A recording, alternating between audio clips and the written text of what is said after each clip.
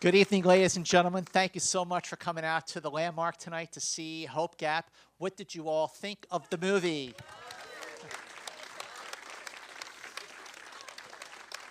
Well, it is my absolute honor to welcome four-time Academy Award nominee Annette Bening.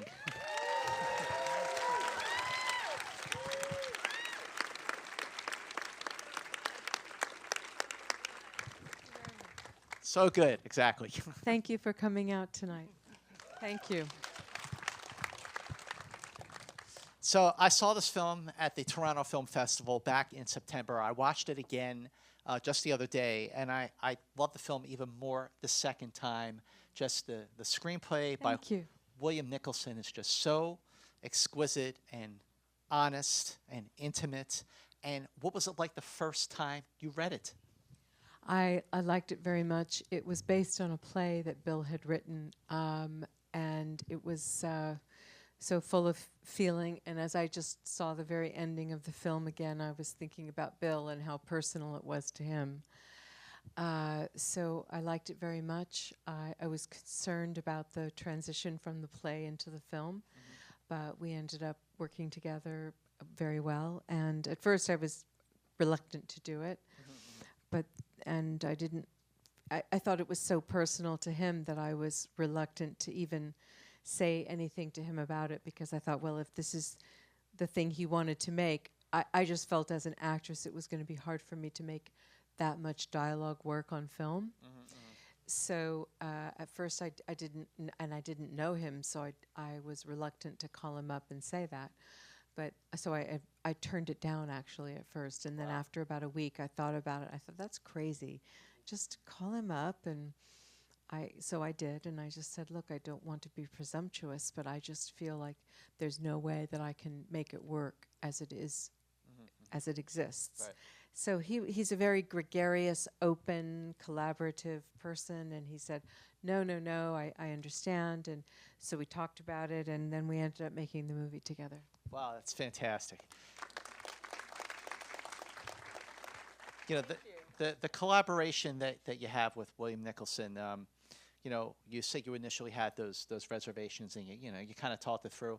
What was it about the post conversations that you had that made you feel better, that made him feel better? Like, what were the ways in which you each earned each other's trust? Wow, that's a great question. Well, he brought me a lot of photographs and talked to me a lot about his mother. And so Bill Nicholson, the writer-director, he's the young man in the story, and this is very much the story of his parents. So, you know, he's now, I think, around 70 years old, a very successful writer. He's written plays, many screenplays, novels, and this was something he really felt strongly that he wanted to direct. And he's a very effusive, articulate, eccentric kind of fellow. And I think that it's interesting when you asked me that question, I really think it came down a lot to that. About Bill and his enthusiasm and his sense of humor, and he was so open to working together in a collaborative way that I just immediately felt an affinity. And he also showed me the scenes that are in Seaford along the cliffs and that whole part of southern England, which is actually where he lived when he was a little boy. He also showed me a lot of that, and then he talked to me about his mother, and anyway, we then just started working together. What were the questions that you asked yourself, and what were your points of connection for Grace? Well, I just felt an intuitive sort of connection to her, and when that happens, that's more important than any kind of intellectual connection. I sort of love how irrational she is. I love that about her. I feel like I thought I can get behind that. I like the fact that she's sort of impossible, and she's so full of contradictions. And I also feel like in the way that she reacts to him leaving her is sort of the thing about her that he probably originally loved. And I think I read that once, that the thing that breaks us up, like the thing that you initially fall in love with someone for, is the thing that ends up like driving you crazy. I don't know if that's true or not, but I do think. You beat me to it. Thank you. That's funny.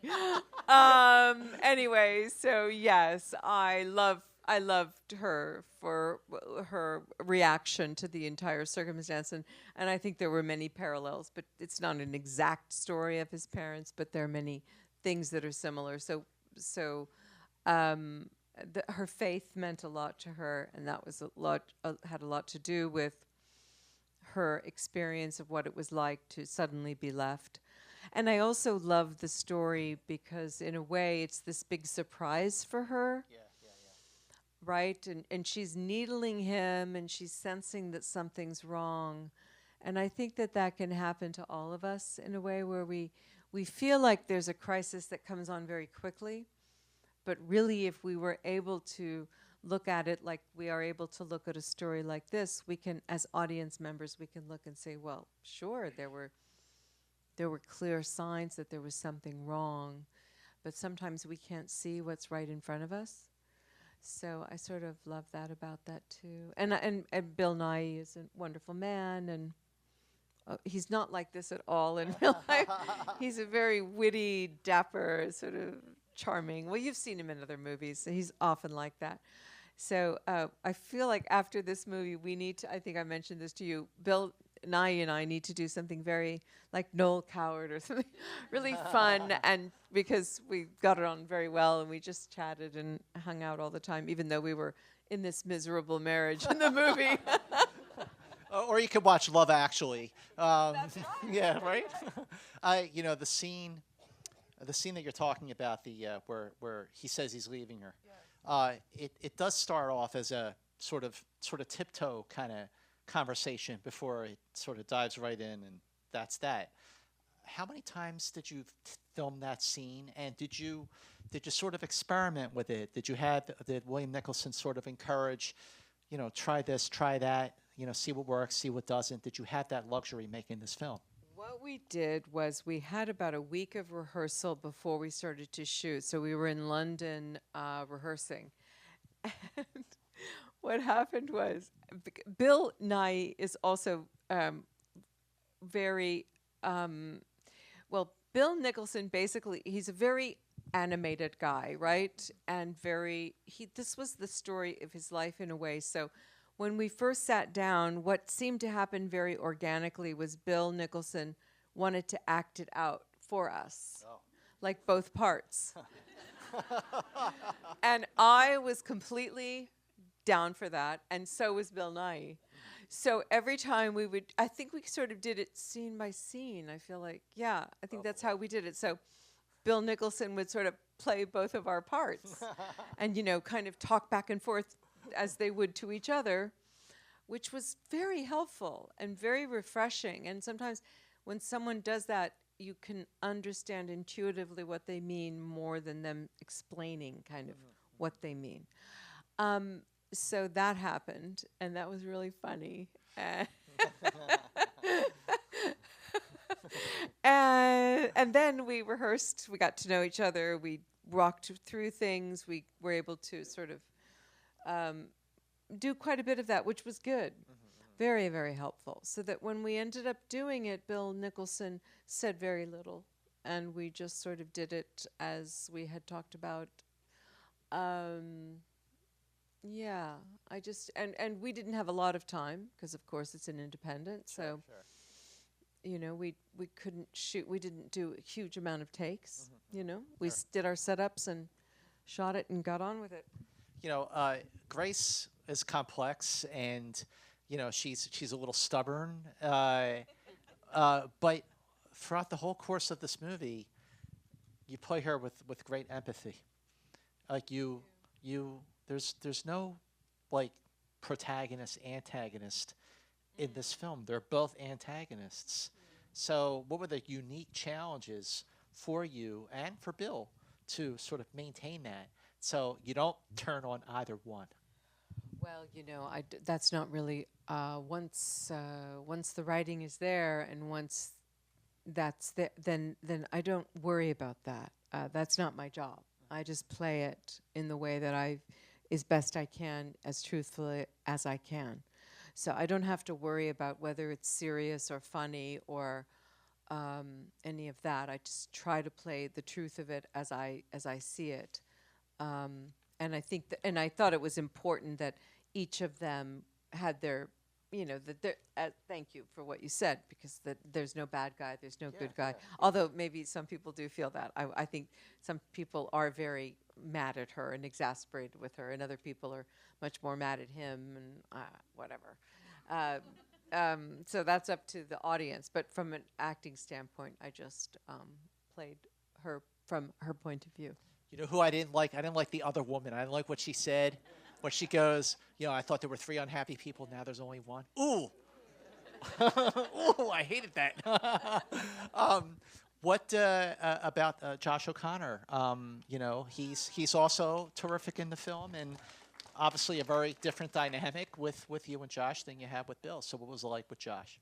He's a great guy, and right when we were making the film, he got his big part in The Crown. He plays Prince Philip, and not Prince Philip, Prince Charles. Sorry, Prince Charles. Sorry, Prince Charles in The Crown. No, he's a lovely guy, and I think that because he was playing Bill Nicholson, he's playing basically that role. And I know it's when I see the film, I always really feel for him because he's in this terrible position. And I know that Bill Nicholson very much wanted to write about that. He wanted to write about, you see films about divorce with little children or younger children, but what happens when you're an adult and your parents divorce? And how does that affect us?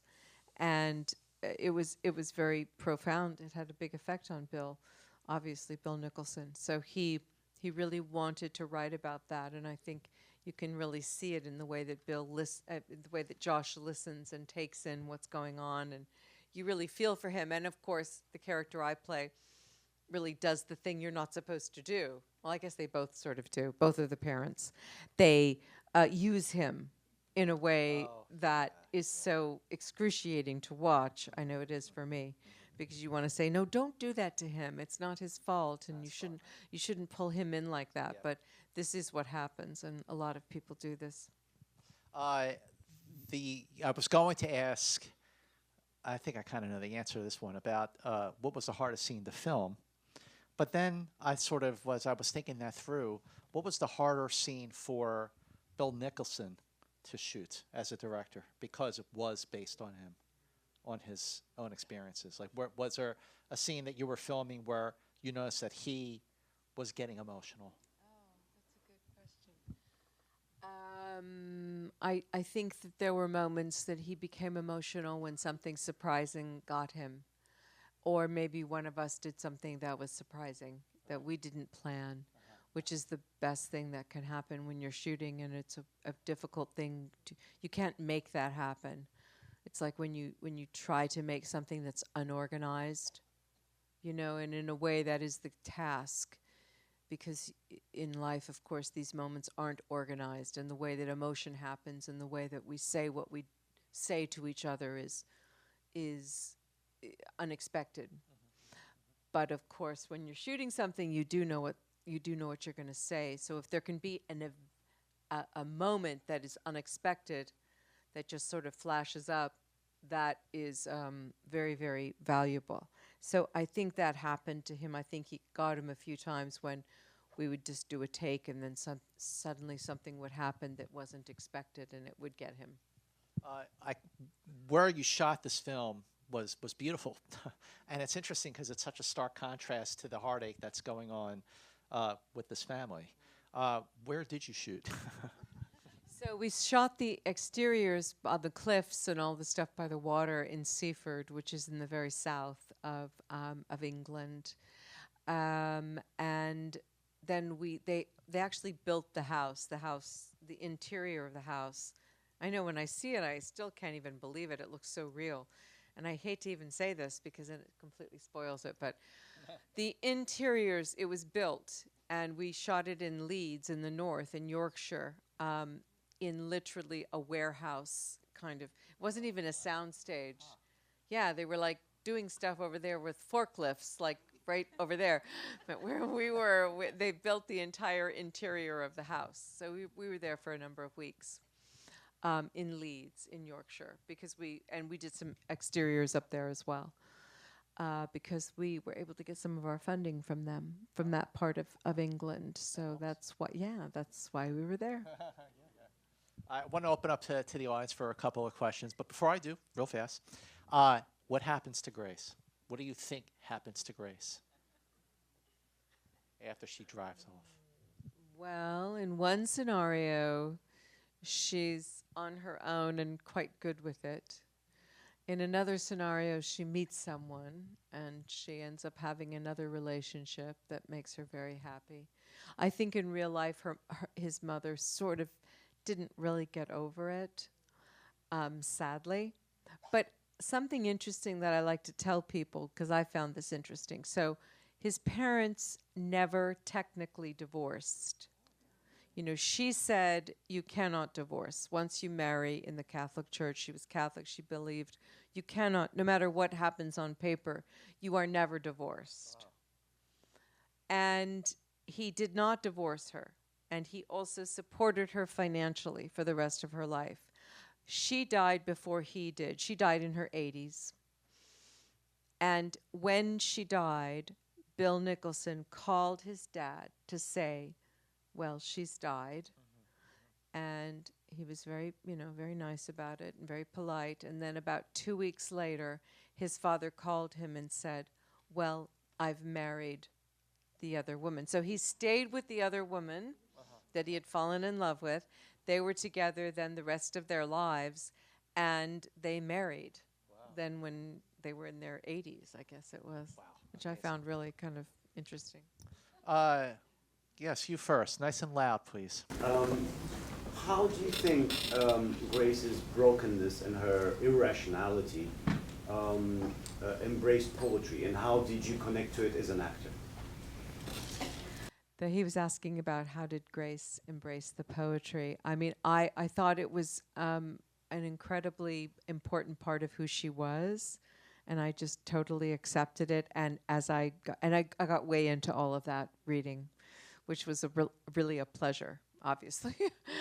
All of the stuff that she read and the poets that she read, and I found out about all of the individuals that she was particularly connected to. So that was just a joy for me personally, just to steep myself in all of those poets. And I think she was someone who did connect to that form of writing, that abstract kind of narrative, or however you want to discuss poetry, that it was something that really spoke to her.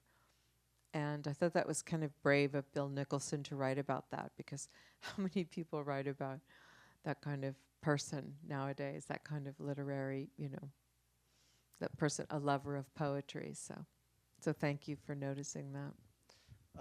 Since you're sitting in the front row, you get the mic. Your accent was so spot on.